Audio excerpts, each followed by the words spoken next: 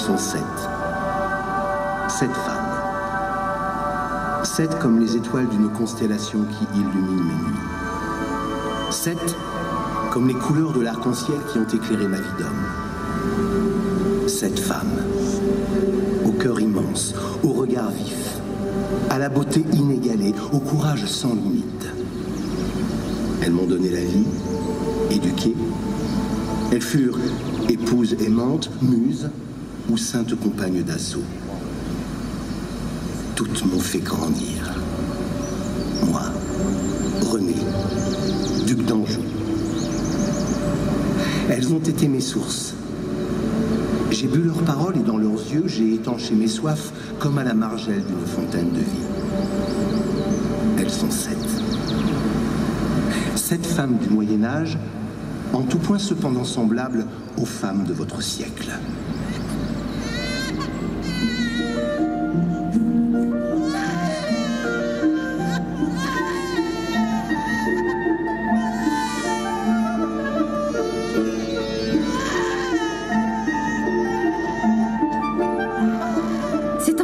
Votre Majesté. Que le Seigneur soit loué. Il a déjà toute la vigueur de son père. Et toute votre beauté, madame.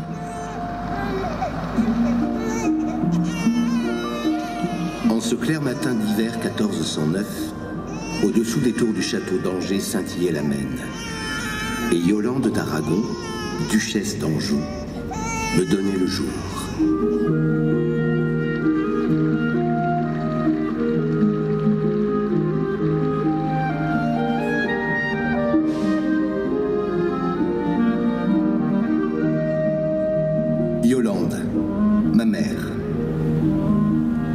Disait être la plus belle princesse de la chrétienté, la plus belle femme des 4 royaumes. Mais sa beauté n'avait d'égal que sa clairvoyance. À la mort de mon père, Louis II d'Anjou, c'est elle qui prit les rênes de notre duché pour en affirmer toute sa puissance. Tous deux réunis, ils reposent aujourd'hui dans la cathédrale Saint-Maurice. Si l'onde claire de son regard de mer coule à jamais dans mes veines, dans les jardins angevins éclosent chaque printemps les roses pourpres qui portent son nom. Yolande d'Aragon.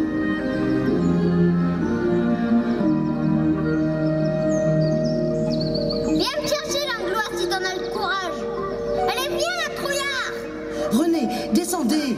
Tiphaine, ma bonne nourrice. Vous allez vous rompre le cou. Et mon autre maman. Non, appelle-moi Monseigneur. N'oublie pas que tu parles à un futur roi.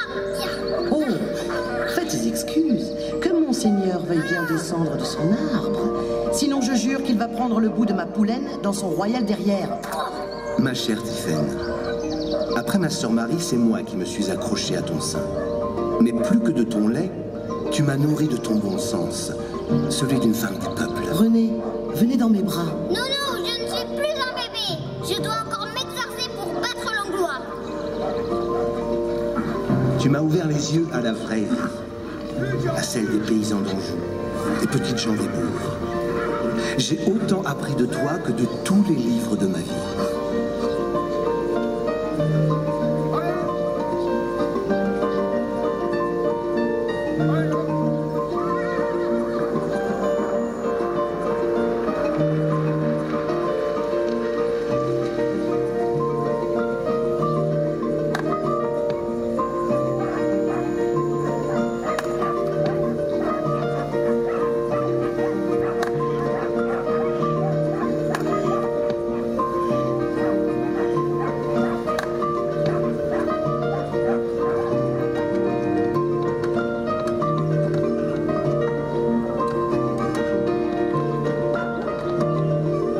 À tes côtés, Tiphaine, ma nourrice, je suis devenu un petit homme.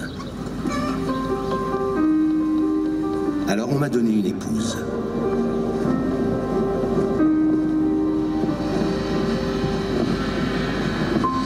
Moi, Isabelle, duchesse de Lorraine, j'ai épousé René d'Anjou, comte de Guise et duc de Bar à Nancy, le 24 octobre 1420. Tu avais 20 ans, mon Isabelle. Et moi, seulement 11. Un mariage diplomatique. Mais grâce au ciel, En avançant dans l'âge, nous nous sommes éperdument épris l'un de l'autre. Éperdument. Tu as 18 ans lorsque je te donne le premier de nos 9 enfants. Ma belle Isabelle, mère courage, tu restes cependant ma plus précieuse alliée dans la conduite des affaires, même dans les années noires. Emprisonnée à Naples, ô mon roi, comment aurais-je pu t'abandonner? Et tu fais alors tant pour mon peuple que si l'on me dit bon, c'est aussi grâce à toi. Belle au dehors, plus belle encore au dedans.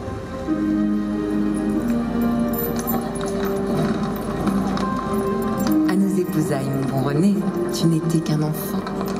Mais sur les champs de bataille, tu as pris force et vigueur.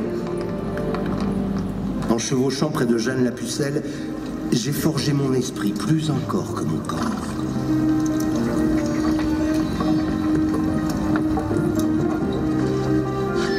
Jeanne d'Arc, sa foi, son courage, sa dévotion au royaume de France.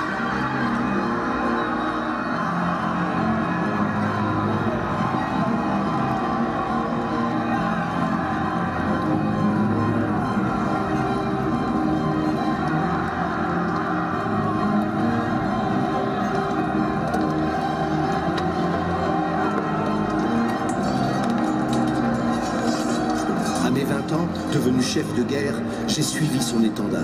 J'ai partagé ses triomphes. Je l'ai prise pour exemple.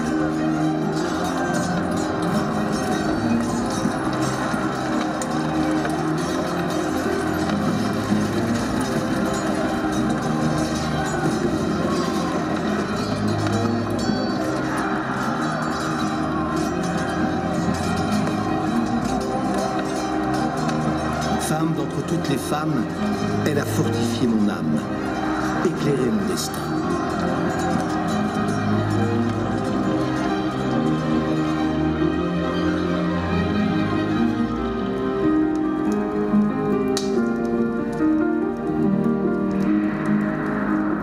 Pour elle, et parce qu'elle croyait en elle, ma mère Yolande d'Aragon a vendu ses plus beaux bijoux. Sur ses deniers, elle a levé l'armée de Jeanne pour gagner Reims et y faire sacrer notre roi Charles VII.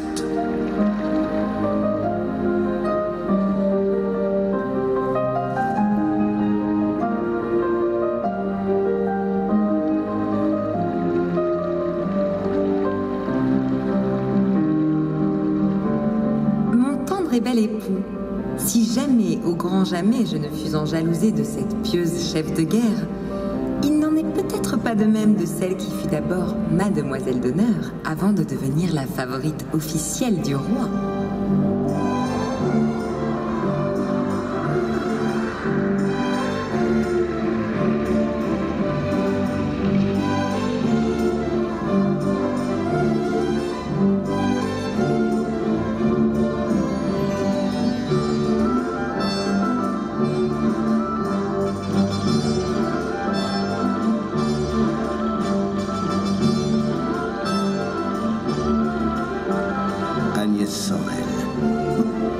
La belle d'entre les belles, la dame de beauté.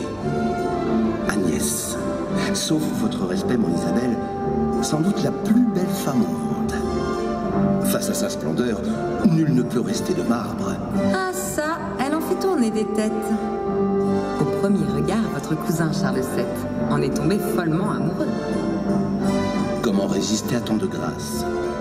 Son teint d'albâtre, ses lèvres coquelicots, ses épaules et son sein si finement modelés trouvent comme écrin d'extraordinaires parures dont elle est la créatrice. Bijoux, soieries, fourrures précieuses, coiffes extravagantes, traînent aux fantasques longueurs.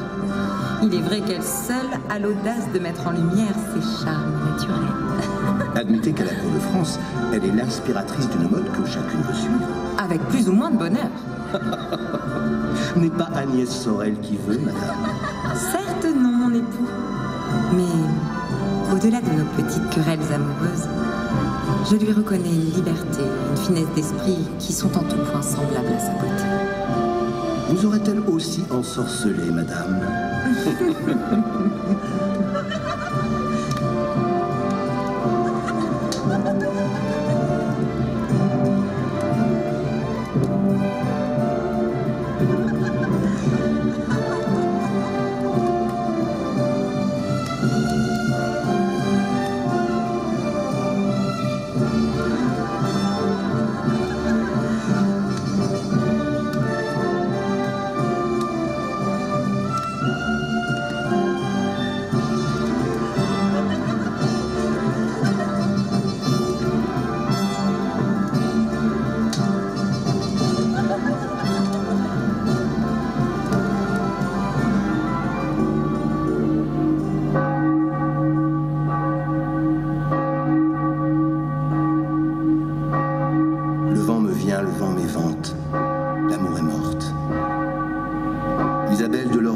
quitter ce monde. Mais à la grâce de Dieu, mon second mariage sera tout autant placé sous les signes de l'amour et du respect mutuel.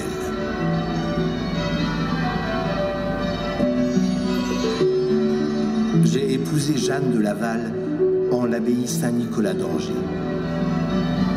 De 24 ans ma cadette, nos cœurs ont pourtant battu à l'unisson, jusqu'à ce que le mien ne s'arrête.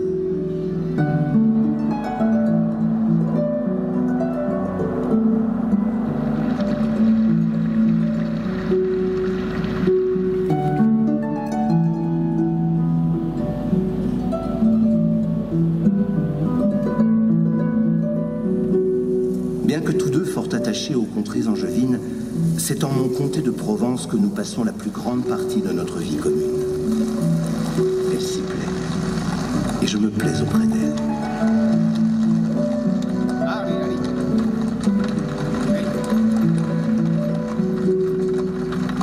Lorsqu'en mon château d'Aix-en-Provence, Dieu me rappela à lui, malgré l'opposition des Provençaux, c'est ma douce Jeanne qui fit revenir mon corps en Anjou.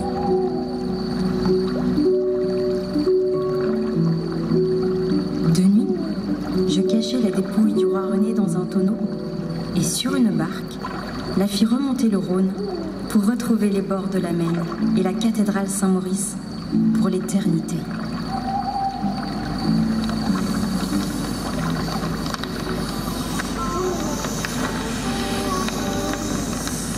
Elles sont 7. 7 femmes extraordinaires à mes yeux. Mais la 7e, me direz-vous. La 7e, c'est Christine de Pisan, la première femme au monde qui vécut de sa plume d'écrivaine. Poésie, histoire, récits romanesques, philosophie, essais de sociologie politique, traités d'éducation, précis militaires. Christine de Pisan est entrée en littérature comme on entre dans les ordres, à corps perdu.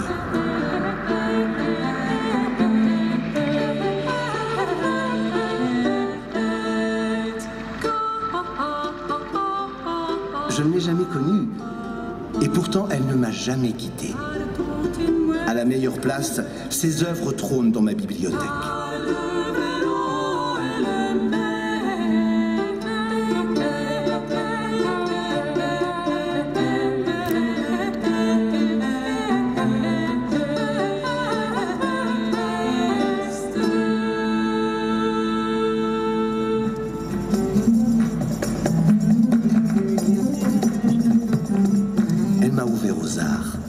Aux beautés de mon siècle, à la connaissance de mes contemporains, au respect des femmes.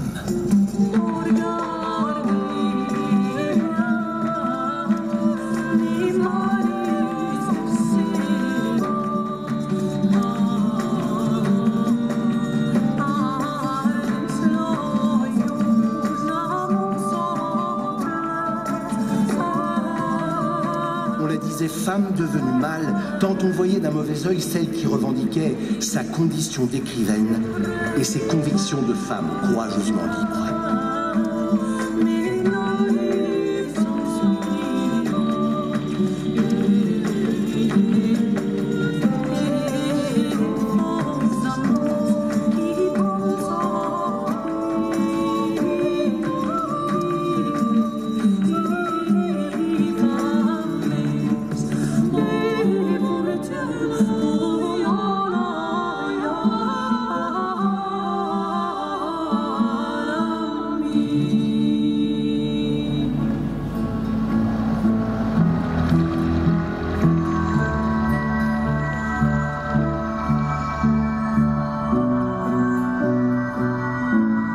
Elles sont 7.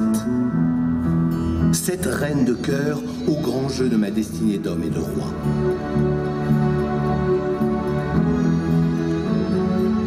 Sept femmes remarquables, parce qu'uniques, parce que femmes. Souveraines ou femmes du peuple, elles font l'humanité.